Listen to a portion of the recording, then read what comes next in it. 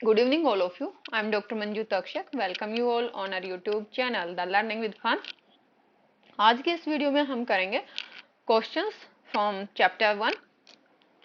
Class 9 की science book हम कर रहे हैं, तो चैप्टर 1 में हम सेक्शन 1.4 से क्वेश्चन लेते हैं पहले।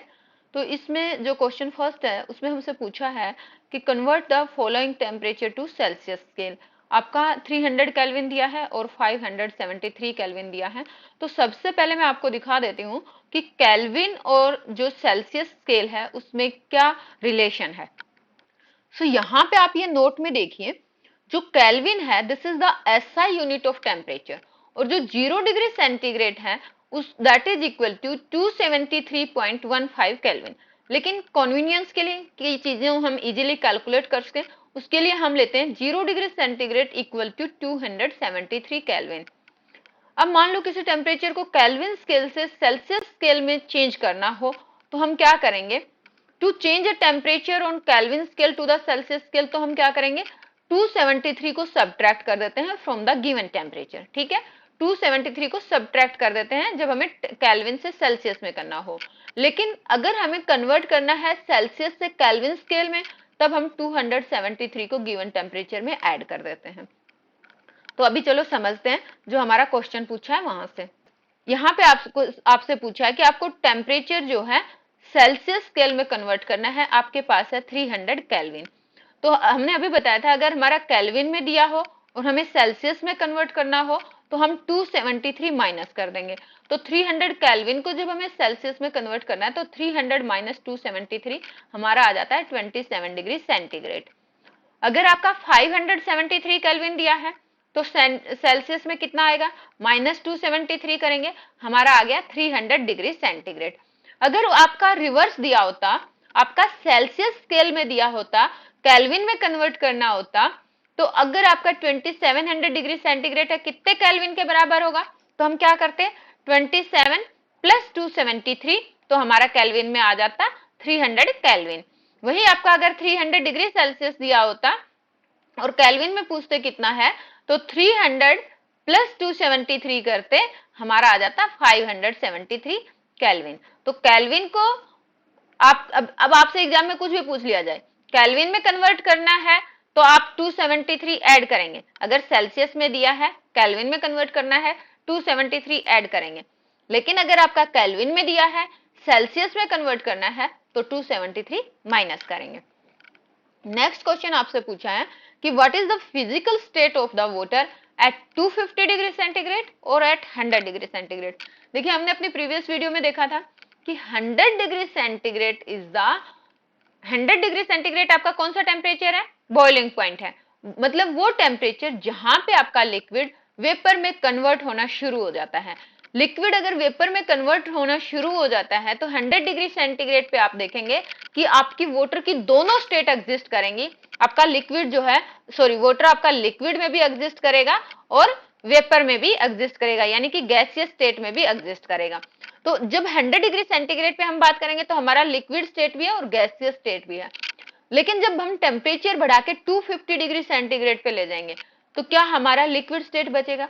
250 डिग्री सेंटीग्रेड पे हमारा वाटर गैसियस स्टेट में होगा। 250 डिग्री सेंटीग्रेड पे हमारा वाटर गैसियस स्टेट में होगा। अब क्वेश्चन 3 पे आते हैं। For any substance why does the temperature remain constant during the change of state. ये हमने अभी पढ़ा था कि जब आपका लिक्विड जो है गैस में कन्वर्ट होना शुरू होता है, उसके बाद अगर आप कॉन्टिन्यूअसली उसको हीट दे रहे हो तो आपका जो टेम्परेचर, मान लो 100 डिग्री सेंटीग्रेड पे आपका वाटर गैसियस स्टेट में कन्वर्ट होना शुरू हुआ, लेकिन अगर आपका बीकर में मान लो 100 ml वाटर है, अब आप कॉन्टिन्यूअसली उसे हीट कर रहे हैं, लेकिन जब तक आपका 100 ml लिक्विड 100 पूरा का पूरा गैसियस स्टेट में कन्वर्ट नहीं हो जाता है, तब तक आपका टेम्परेचर कितना दिखाएगा? 100 डिग्री सेंटीग्रेड। लेकिन आप हीट कॉन्टिन्यूअसली देते जा रहे हो, तो ये हीट कहाँ जाती है? ये हीट आपकी जो यहाँ पे लिक्विड स्टेट के बीच में, जो लिक्विड स्टेट के जो पार्टिकल्स के बीच में फोर्स ऑफ अट्रैक्शन है उसको ओवरकम करने में यूज हो रही है, यानी कि ये आपकी लेटेंट हीट ऑफ वेपोराइजेशन है। तो किसी भी सब्सटेंस के लिए जो टेम्परेचर कांस्टेंट रहता है during the change of state, वो क्यों रहता है? क्योंकि वो उस सब्सटेंस के जो पार्टिकल्स के बीच में जो फोर्स ऑफ अट्रैक्शन है उसको ओवरकम करने में यूज होता है, इसलिए टेम्परेचर आपका कांस्टेंट रहेगा even though you are supplying heat. Question next आपसे पूछा है, suggest a method to liquefy atmospheric gas. अभी हमने प्रीवियस वीडियो में करा था कि अगर आपका गैस है उसको आप लिक्विफाई कर रहे हो तो आप क्या करोगे, आप उसके ऊपर प्रेशर अप्लाई करोगे और टेम्परेचर रिड्यूस करोगे। तो हाई प्रेशर और लो टेम्परेचर, यानी कि आप प्रेशर को इंक्रीज करो और टेम्परेचर को रिड्यूस करो तो आपकी गैस जो है लिक्विफाइड हो सकती है। इसके साथ साथ ही हम नेक्स्ट जो सेक्शन 1.5 है उससे भी क्वेश्चन देख लेते हैं। यहाँ पे जो क्वेश्चन फर्स्ट है, why does a desert cooler cool better on a hot dry day. देखिए हॉट ड्राई डे में क्या होगा कि जो आपकी एयर में जो नंबर ऑफ वाटर वेपर्स हैं वो कम होंगे, और कम होंगे तो आपका जो ह्यूमिडिटी है वो कम होगा, और हमने देखा था इफेक्ट ऑफ ह्यूमिडिटी, अगर आपका ह्यूमिडिटी कम है तो रेट ऑफ इवेपोरेशन आपका हाई होगा। तो इसलिए जो आपका डेजर्ट कूलर जो है that cool better on a hot dry day, क्योंकि ह्यूमिडिटी कम होगी तो रेट ऑफ इवेपोरेशन आपका हाई होगा। सेकंड क्वेश्चन है, how does the water capped in an earthen pot matka become cool during the summer. तो यहाँ पे एक तो मतलब मटका के अंदर जो है पोर होते हैं, जो अर्थन पोर्ट है मटका उसके अंदर बहुत पोर्स रहते हैं, तो उससे एक तो आपका सरफेस एरिया बढ़ेगा, तो सरफेस एरिया ज्यादा होगा तो आपका इवेपोरेशन ज्यादा होगा। दूसरा क्या होगा कि हमने जैसे बताया कि आपका जो एनर्जी है जो सराउंडिंग से, मतलब जैसे आपका लिक्विड जब आपका वेपर्स में कन्वर्ट होता है तो जो इवेपोरेशन है वो आपको इवेपोरेट होने के लिए जो पार्टिकल्स है वो एनर्जी कहाँ से लेंगे, सराउंडिंग से लेंगे, तो they take energy from the surrounding. तो वहां पे दैट में भी रीजन कि आपका जो सराउंडिंग में एनर्जी आपकी यूज हो रही है, अगर आपके मटके की एनर्जी यूज हो रही है टू कूल द या to evaporate the water vape into water vapours, तो वहां पे भी आपका जो टेम्परेचर है वो कम होगा। नेक्स्ट क्वेश्चन आपसे पूछा है कि why does our palm feel cold when you put some acetone और पेट्रोल और परफ्यूम ऑन इट। देखिए ये भी सेम रीजन है कि जब आपने अपनी पाम के ऊपर ये पार्टिकल्स रखे, जैसे एसीटोन रखा, परफ्यूम रखा, तो ये एसीटोन के पार्टिकल्स इवापोरेट होंगे, इनको इवापोरेट होने के लिए कुछ एनर्जी लगेगी, वो एनर्जी कहाँ से लेंगे, आपकी बॉडी से लेंगे या आपकी सराउंडिंग से लेंगे।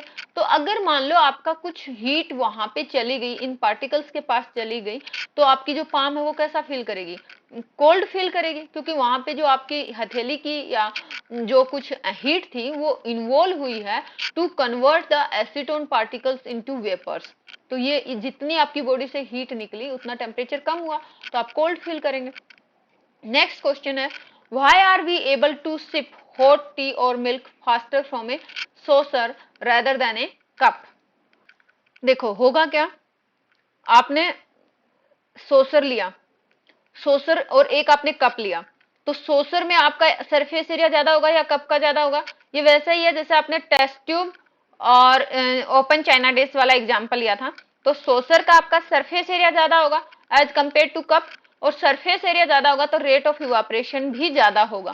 तो जो हॉट टी और मिल्क हैं वो रेट ऑफ इवापोरेशन सॉसर में ज्यादा होने की वजह से उसमें जल्दी कूल हो जाएंगे और we are able to sip hot tea और milk faster than a faster from a saucer rather than a cup. Next आपसे क्वेश्चन पूछा गया कि what types of the cloth should we wear in summer.